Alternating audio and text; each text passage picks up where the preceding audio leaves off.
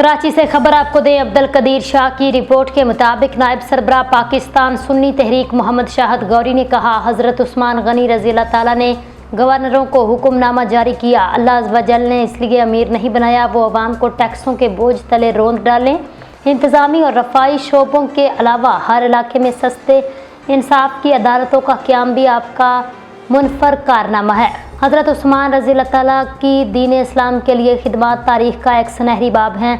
حضور اکرم نے عثمان غنی کو جنت اور شہادت کی بشارت دے دی تھی۔ 18 ذی الحج کو 40 روز سے بھوکے پیاسے 82 سالہ مظلوم مدینہ خلیفہ سوئم سیدنا عثمان غنی کو جمعہ کے روز قرآن پاک کی تلاوت کرتے ہوئے شہید کر دیا گیا۔ مسلم حکمران سیدنا عثمان غنی رضی اللہ تعالیٰ کے دور خلافت پر عمل پیرا ہو جائیں، ظالمانہ نظام کا خاتمہ ہو جائے گا۔ پاکستان کے حکمران عوام کو ٹیکسوں کے بوجھ تلے روندنے کی بجائے انہیں حقوق فراہم کریں۔ عوام کو سستا انصاف، اچھی تعلیم اور صحت فراہم کرنا حکومت کی ذمہ داری ہے۔ بجٹ میں بیجا ٹیکسز کا استعمال حکمران طبقہ غریبوں پر ہی کر رہا ہے۔ امیروں سے ٹیکس وصولی میں حکمران ناکام ہیں۔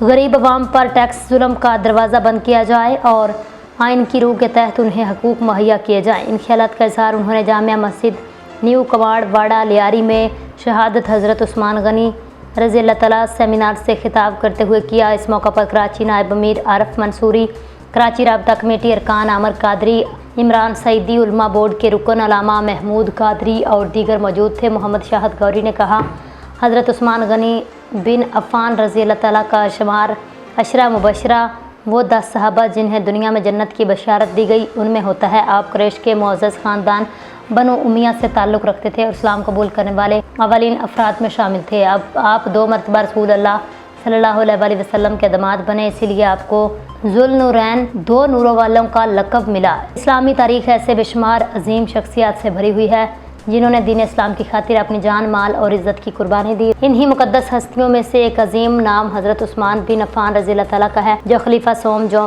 جامع القرآن اور رسول اکرم کے داماد تھے۔ حضرت عثمان غنی کا شمار عشرہ مبشرہ وہ 10 صحابہ جنہیں دنیا میں جنت کی بشارت سنا دی گئی تھی ان میں ہوتا ہے۔ اسلامی فتوحات شمالی افریقہ، ایران اور ارمینیا تک پھیل گئی۔ مسلم حکمران سیدنا عثمان رضی اللہ تعالیٰ فتوحات کو اپنا لیں تو انشاءاللہ پوری دنیا میں اسلام کا پرچم بلند ہوگا۔